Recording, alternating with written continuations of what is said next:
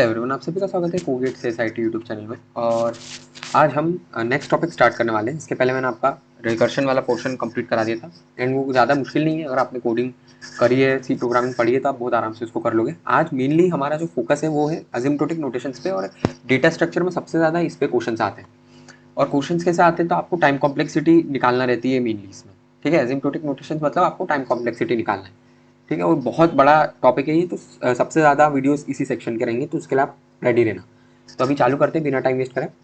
सो देखो, सबसे पहले दो तीन चीज़ें जो आपको याद रखना है। ठीक है, ये तो आप ठीक है बाद में याद कर लोगे, जब आपको मैं बता दूंगा क्या है एक्चुअली ग्रोथ रेट वगैरह, है ना। वो सब चीज़ें मैं आपको जब बताऊंगा तब के तब याद रखना। अभी मेनली आपको फोकस किस पे करना है, ये एक फॉर्मूला है हार्मोनिक प्रोग्रेशन का, इसको याद कर लेना। Direct one plus one by two plus one by three, ये क्योंकि आपको कई बार डायरेक्ट आप इसे यूज़ करना रहेगा। ओके, इसलिए सबसे पहले हम स्टार्ट करते हैं नोटेशंस ऑफ कॉम्प्लेक्सिटी। जो टाइम कॉम्प्लेक्सिटी रहती है या स्पेस कॉम्प्लेक्सिटी रहती है, उसके नोटेशंस क्या क्या है। तो सबसे पहला नोटेशन होता है थीटा नोटेशन। ओके, नेक्स्ट होता है big O, then big omega, then small O, और इसके अलावा स्मॉल ओमेगा भी होता है। तो वो मैं आपको बताऊंगा ये सब एक एक करके कि ये सब होते क्या है।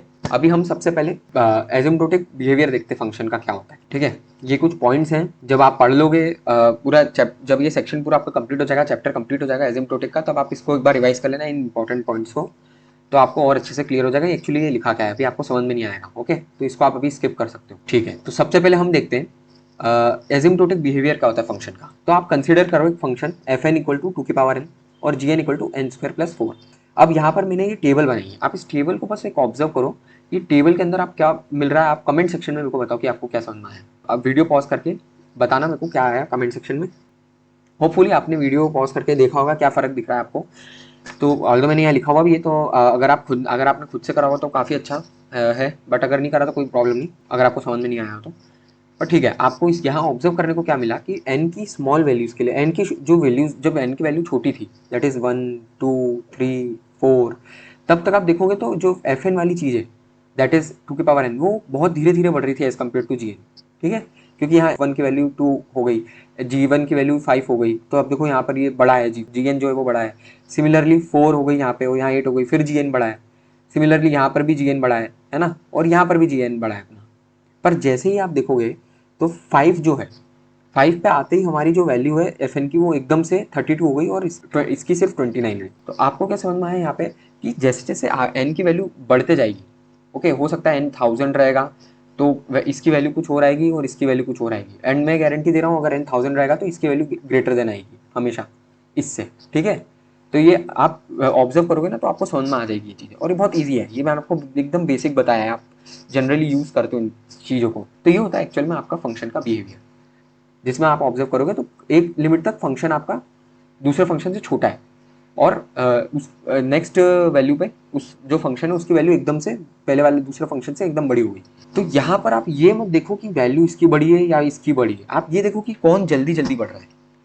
डिफरेंस जो है प्रीवियस वैल्यू के कंपैरिजन में, वो किसका ज़्यादा आ रहा है, तो वो आपको देखना है। वो जो डिफरेंस है ना, वो आपका कहलाता है एसिम्प्टोटिक बिहेवियर। लेकिन क्योंकि कई बार बच्चे कंफ्यूज हो जाते हैं और बच्चे ये सोचते हैं कि ये फंक्शन की वैल्यू बड़ी है, इसका मतलब f n will is greater than g n. ठीक है, यार 4 तक कैलकुलेट करा, 4 तक दिख रहा है यार F N less than g N चल रहा है, मतलब जी एन बड़ा होगा। बिल्कुल नहीं, ये गलत है। ओके, आपको इसका डिफरेंस, हर एक का डिफरेंस आप कैलकुलेट करो। वो डिफरेंस की वो जो डिफरेंस की वैल्यू रहेगी, अगर वो तेजी से बढ़ रही है तो वो फंक्शन की ग्रोथ रेट ज़्यादा होगी जिसकी तेजी से बढ़ रही है। ठीक है, यहाँ पर जैसा आप देखोगे डिफरेंस एकदम बढ़ गया, यहाँ पर डिफरेंस बहुत कम है। ठीक है, यहाँ कांस्टेंट डिफरेंस है, यहाँ पर 9 का कांस्टेंट डिफरेंस है, यहाँ पर एकदम से 16 हो गया डिफरेंस, है ना। तो ये आपको ध्यान रखना है, ये होता है एसिम्प्टोटिक बिहेवियर। तो इससे हम क्या कंक्लूजन निकालते हैं, तो growth rate of f n is greater than g n. ये समझ में आ गया कैसे हमने ग्रोथ रेट को कैलकुलेट करा। नेक्स्ट है आपका बिग ओ नोटेशन क्या होता है। ओके, और बिग ओ नोटेशन मैं जो आपको बताऊंगा, आपको जो डेफिनेशन है फॉर्मल डेफिनेशन वो तो ठीक है, ये मैंने यहाँ लिखी हुई है, इसको भी बता दूंगा मैं कभी। अगर आप यूनिवर्सिटी एग्जाम्स देते हो या फिर आपको कभी कभार गेट में डायरेक्ट फॉर्मल डेफिनेशन पूछ लेते हैं, तो आपको ये यूज़ आएगी। बाकी आप डायरेक्ट जो मैं आपको समझाऊंगा आप उसी को यूज़ करना, तो आप आराम से बिग ओ नोटेशन निकाल सकते हो। तो देखो बिग ओ नोटेशन क्या होता है, अगर मैं बोलता हूँ f n is equal to big O of g n, अब इसको याद करना है कि यार बिग ओ नोटेशन का मतलब क्या हुआ। तो सिंपल मतलब है इसका कि एफ एन की ग्रोथ रेट, ओके, वैल्यू नहीं, growth rate is less then और इक्वल टू, याद रखना इक्वल टू भी है, जी एन। अब ग्रोथ रेट कैसे कैलकुलेट करेंगे, क्योंकि हम लोग वैल्यू के लिए वैल्यू डाल के तो कैलकुलेट नहीं कर सकते, बहुत सारी वैल्यूज आप डालोगे। हो सकता है 10,000 वैल्यू डालने पे मेरा फंक्शन में वेरिएशन आए, हो ना, उस तब तक जो है मेरा मेरे एफ एन की वैल्यू ज़्यादा बड़ी आ रही है, तो वो सब कैसे करना वो मैं आपको नेक्स्ट वीडियो में बताऊंगा। अभी सिर्फ आपको मैं डेफिनेशंस बता रहा हूँ कि एसिम्प्टोटिक नोटेशन में जो टाइप्स हैं वो क्या क्या है। यहाँ पर उल्टा लिखा है, यहाँ पे G N equal to order F N लिखा है, अगर मैं यहाँ F N equal to order G N लिखूंगा तो ये वैल्यू ट्रू रहेगी, ठीक है, कंफ्यूज मत होना इसको लेके। यहाँ ये कुछ पॉइंट्स हैं, तो ये पॉइंट्स भी आप देख लेना एक बार। अब नेक्स्ट हम देखते हैं थीटा नोटेशन। अब थीटा नोटेशन क्या बोलता है, तो theta notation f n is equal to theta of g n, जो कंडीशन है वो कब ट्रू रहती है, तो ये तभी रहती है जब आपका एफ एन की जो ग्रोथ रेट है वो जी एन के एग्जैक्ट इक्वल, मतलब जैसे जैसे ये बढ़ रहा है वैसे वैसे ये भी बढ़ रहा है, वैल्यू भले से सेम नहीं होगी, ओके, लेकिन जो डिफरेंस होगा दो वैल्यूज के बीच में वो कांस्टेंट रहेगा, वो दोनों का सेम रहेगा, कांस्टेंट इन द सेंस दोनों का सेम रहेगा, ओके। तो ये आपको ध्यान रखना है, ये होता है थीटा नोटेशन। और यहाँ उसकी फॉर्मल डेफिनेशन दी हुई है, जिसमें आपको गिवन अगर है तो आप इस तरह से लिख लो, अगर आपको यूनिवर्सिटी एग्जाम में आया तो आप इस तरह से लिख लो, और यहाँ सेंटेंस लिख लो, अगर C1 C2 और N0 हमारे वैल्यूज हैं जिसमें ये कंडीशन सेटिस्फाई होती है।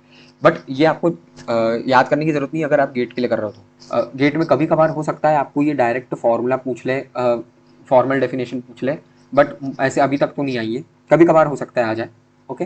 तो ये एक पॉइंट है आपका ध्यान रखने का। यहाँ मैंने लिखा भी कि f n function theta n है, उसकी ग्रोथ रेट जो एक्जैक्टली एन के बराबर है। तो देखो जो जैसे यहाँ थीटा ऑफ जी एन लिखा है ना, तो जी एन तो कोई फंक्शन होगा, उसके अंदर कोई भी वैल्यू है, जी एन हो सकता है एन हो, जी एन हो सकता है एन स्क्वायर हो, तो ये थीटा ऑफ जी एन या थीटा ऑफ एन मतलब आपकी ग्रोथ रेट एन के बराबर है, या थीटा ऑफ एन स्क्वायर मतलब आपकी ग्रोथ रेट एन स्क्वायर के बराबर है। ये थोड़ा एक बहुत बेसिक है, बट मैंने फिर भी बता दिया, कुछ बच्चों को अगर कंफ्यूजन हो तो। अब एक इंपॉर्टेंट पॉइंट है जो मैंने यहाँ लिखा है, ये आप पढ़ लेना, बट मैं आपको समझा दूंगा। आपने अभी तक मैंने जो आपको अभी बताया वो क्या था कि theta n equal to exact growth rate हो गया आपकी एन के बराबर, उसमें फंक्शंस क्या क्या आएंगे, ये सेट होगा थीटा एन जो है it is a set of functions where whose growth rate is equal to n. उसके अंदर फंक्शंस कैसे होंगे, n comma n plus two comma n plus three comma n plus 1000, इस तरह के फंक्शंस होंगे थीटा एन में। यहाँ क्या ऑब्जर्व कर रहे हो, हर यहाँ पर एन की डिग्री 1 है, जो डिग्री यहाँ पर थी ना 1, यहाँ पर भी सब जगह 1 है, वैल्यू या कांस्टेंट कुछ भी हो सकता है। एक पॉइंट इंपॉर्टेंट याद रखना, कब टाइम कॉम्प्लेक्सिटी में हम हमेशा कांस्टेंट्स को इग्नोर कर देते हैं, कोई भी कांस्टेंट वो अगर 10,000 करोड़ भी हुआ ना तो उसको इग्नोर करना है, हमें सिर्फ और सिर्फ वेरिएबल के ऊपर फोकस करना है। ये एक पॉइंट इंपॉर्टेंट है, इसको याद रखना। और मैंने आपको ये बता दिया थीटा एन के अंदर क्या क्या फंक्शंस आएंगे। सिमिलरली अगर मैं आपसे पूछूं बिग ओ ऑफ एन के अंदर क्या क्या फंक्शंस आएंगे, तो बिग ओ क्या बोलता है, अगर मैं f N equal to big O of n define करा मैंने, तो ये क्या मेरे को दिखा समझ में आ रहा है कि एफ एन की जो ग्रोथ रेट है वो लेस देन इक्वल टू होगी एन से। तो इसमें आप ये समझो कि मैक्सिमम जो आपका फंक्शन हो सकता है वो एन हो सकता है, और उसकी डिग्री 1 है। तो इसके अंदर जो आने वाले फंक्शन होंगे वो क्या होंगे, तो देखो एन तो आएगा ही क्योंकि लेस देन इक्वल टू बोला है, उसके अलावा एन प्लस टू भी आएगा, एन प्लस थ्री भी आएगा, सब आएंगे एन के साथ वाले। फिर क्या आएगा, एन स्क्वायर आएगा, बिल्कुल नहीं, एन स्क्वायर बिल्कुल नहीं आएगा क्योंकि एन स्क्वायर की ग्रोथ रेट एन से ज़्यादा है, इसलिए वो नहीं आएगा। लेकिन क्या एन रूट एन आएगा, तो यस बिल्कुल आएगा, उसने क्या बोला है फंक्शन शुड की growth rate less than n होना चाहिए, तो यहाँ पर रूट एन की रूट एन जो है वो तो एन से छोटा ही है, उसकी ग्रोथ रेट भी छोटी रहेगी, तो ये आएगा। सिमिलरली एन की पावर 1/3 आ गया, सिमिलरली आपका एन की पावर 1/4 आ गया, तो ऐसे सारे फंक्शंस आएंगे, एन सबसे हाईएस्ट फंक्शन रहेगा इसमें जो भी आएगा, एन के साथ आने वाले n plus two n plus three कुछ भी हो सकता है। तो ये आपका होता है थीटा नोटेशन। एंड इसके बाद में आपका है मेनली बिग ओमेगा नोटेशन। अब बिग ओमेगा नोटेशन क्या बोलता है, तो जो अपन ने अभी बिगो नोटेशन पढ़ा ना जस्ट उसको अपोजिट, तो क्या, तो अगर अपन को गिवन है f n is equal to omega g n, big omega g n, इसको ओमेगा बोलते हैं, तो अगर ऐसा दिया हुआ है तो इसका मतलब क्या हुआ, एफ एन की जो ग्रोथ रेट है इज ग्रेटर देन और equal to g n. Big O में क्या पढ़ा था, एफ एन की जो ग्रोथ रेट है, f n L H S में था, is less than equal to g n, तो ये दोनों में फर्क होता है।